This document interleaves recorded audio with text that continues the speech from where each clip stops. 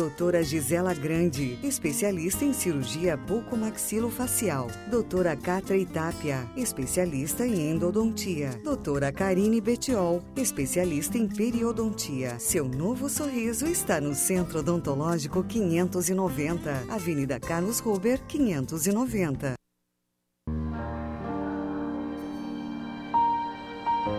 A temperatura ficará abaixo de 0 graus nos próximos 3 dias. Fortes geadas. Noite longa, hein? Oi, pai. Como vão a mãe e o bebê? Eles estão bem, com saúde. O nenê tem todos os dedinhos. Eles estão dormindo. E você? Acho que perdi todo o pomar com a geada ontem à noite. Não acendi os aquecedores. Prefere estar aqui? É? São só maçãs. Não tenho filho todo dia. Bem, de agora em diante você tem. Eu cuidei das suas árvores ontem à noite. Seu Armando, você pode ver a sua esposa e seu filho agora. Sua família. Não está na hora de nos dedicarmos a eles? Uma mensagem da Igreja de Jesus Cristo dos Santos dos Últimos Dias. Olá, tudo bem? Eu sou Laí Ribeiro, sou cardiologista, nutrólogo. Estou aqui para conversar com você sobre a sua saúde. Eu tenho 85 DVDs nessa área. Vou lhe apresentar alguns. Eu tenho aqui Envelhecer Sem Ficar Velho, Modulação Masculina, Modulação Feminina, Melhore o Seu Cérebro, Melhore Sua Vida e Mude Sua Alimentação, Mude Sua Vida. Conhecimento é poder. Você aprende, você vê a diferença que faz, você analisa e quando você for conversar com o seu médico, você vai saber dizer o que você quer. Porque hoje, suplementação faz parte da sua vida. É difícil você ter completa saúde sem fazer suplementação. O solo está contaminado, a água está contaminada, o ar está contaminado. Não tem jeito de você viver só da alimentação. Você tem que aprender a suplementar. Aqui está a linha para você. Tá bom? Boa sorte.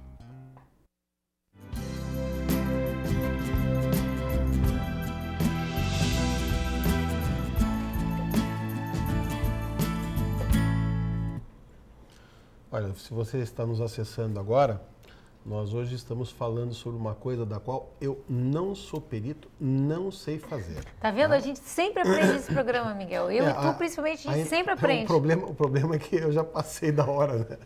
Minha filha mais nova está com 28, fazendo 29. Mas agora tem os netos. Mas neto eu não vou dar limite. Mas a gente já pode estão ajudar. Avisados. A gente pode ajudar. Bom, até uma boa pergunta. Vô e vó devem ajudar a dar limite ou não? Eu acho que deve.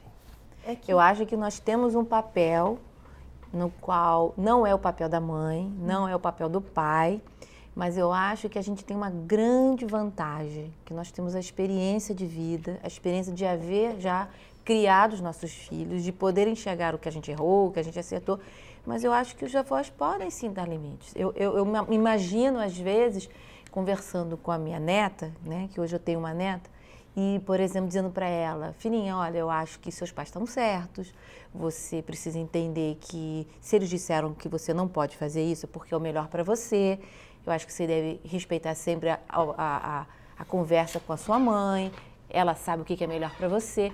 Então, nesse momento, você está num outro lugar. Você não está sendo a mãe, você não está sendo o pai, você não está colocando um limite como os pais colocam, você está ajudando os pais a manterem o limite que é necessário. Então, eu acho que nós, como avós, nós temos uma grande responsabilidade com relação aos nossos netos. Porque muitas vezes a gente fala assim, eu sou avó, então eu posso. Eu sou avó, então eu posso deixar fazer o que quiser. Não é assim. Não, eu não deixo fazer tudo, não. Então, pensar que a gente pode ser uma ajuda. Só o que ela pede.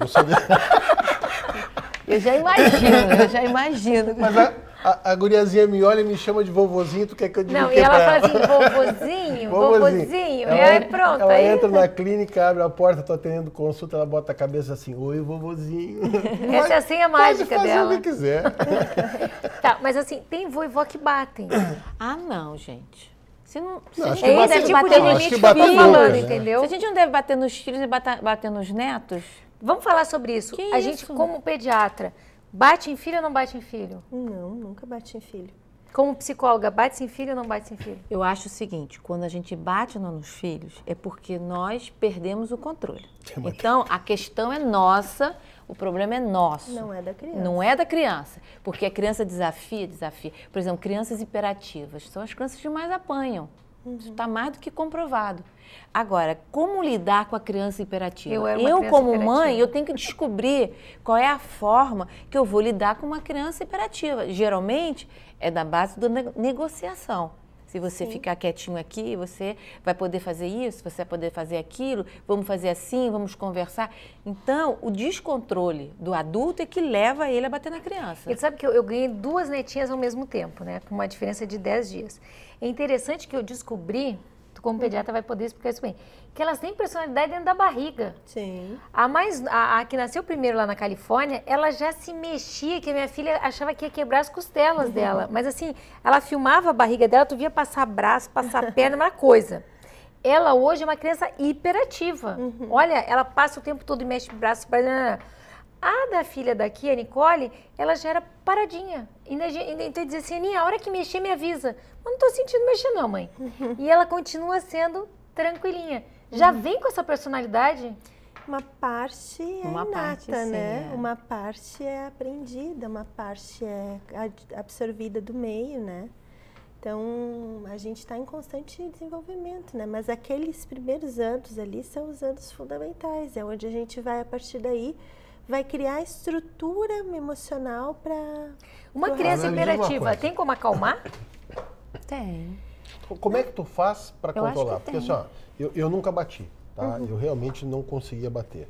Até eles se perguntar para meus filhos, vão dizer que não. Isso é um problema de família, porque eu também nunca bati. Como eu disse, coração mole, entendeu? Eles sabiam que se eu desse um grito tal, em seguida eu ia modificar. Então eu sou um cara de sorte porque eu consegui criar, né, sem muita força, como a gente foi criado, né? Tá, até porque o eu apanhava todo dia. Mas tu merecia. Mas existe uma cultura, A Ana né? merecia. Eu era uma criança hiperativa. Tá, mas eu te pergunto o seguinte, tem criança, e tu pega muito isso como pediatra, né?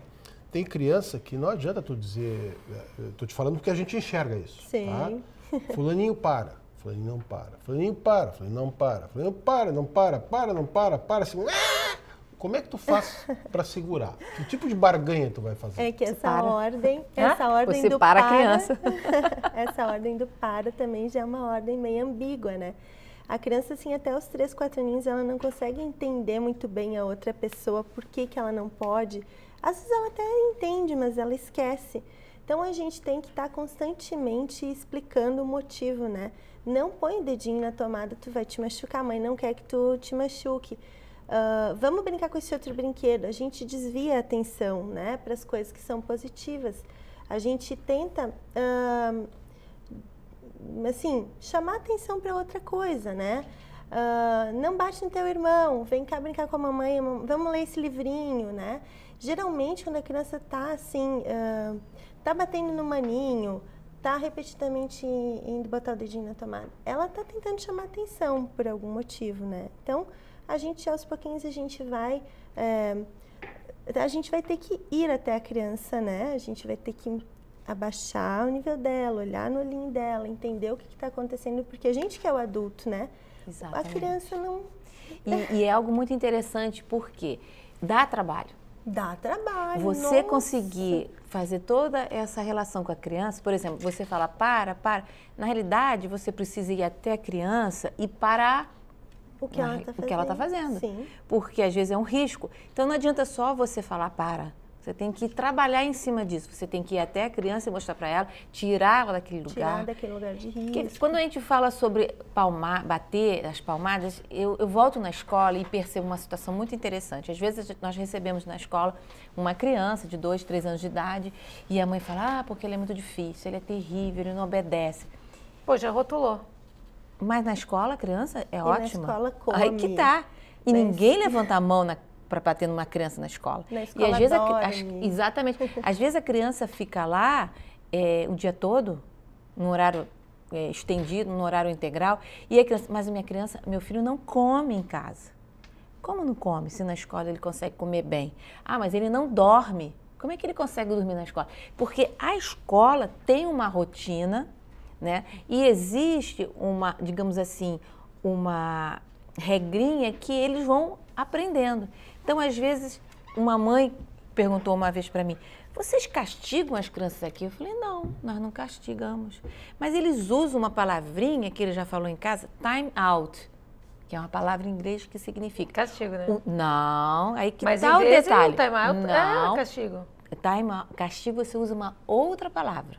O time out é um tempo fora daquele círculo para a criança pensar, para ela analisar o que ela fez, para ela meditar sobre o que ele fez. Então, o time out não é castigar. Castigar é outra forma que você fala em inglês. Colocar a criança de castigo é ruim, é bom?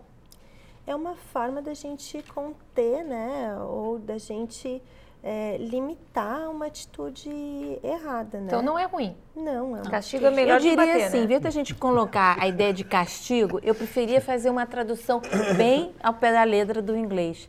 Um tempo em que a criança precisa pensar sobre o que ela fez. E geralmente a gente faz assim, cometeu o erro, né? 3 vezes. Então a criança, vamos dizer, botou a mão na tomada ou bateu no amigo. Na escola acontece muito isso, bateu no amigo. Não pode bater no amigo, né? Ele sente dor, tá? Daqui a pouco vai e bate no amigo outra vez.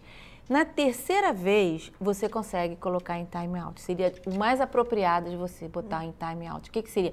Você vai ficar sentadinho aqui, você vai pensar, porque realmente não pode bater no amigo. Ele sente dor, ele chorou, então você vai ficar aqui sentadinho. Como a gente calcula o tempo? A criança tem 1 ano, você calcula 1 minuto. A criança tem 3 anos, você calcula 3 minutos. Não vai esquecer a criança sentada ali, né? Nós temos uma experiência familiar. Muitas pessoas têm. O Miguel, eles botavam ele no castigo, ele dormia. Ele ficava tão quietinho, que ele dormia no castigo. Eles botavam no castigo, eu gritava, eles me tiravam logo do castigo. Síntese, eu era um pouquinho mais esperta. Eu era a legítima besta, entendeu? Porque eles me botavam de castigo sem ter feito nada, que era para mostrar para os outros como eu era educadinho. Mas isso ajuda muito a criança. Mas ele era tão quieto que ele ia pro castigo, ele dormia. Não tinha feito nada. Mas é o que eu digo, no teu caso, mas por exemplo, a criança, ela reflete, ela pensa. Na próxima vez, ela já vai bater olhando para você, para ver se você está olhando ela.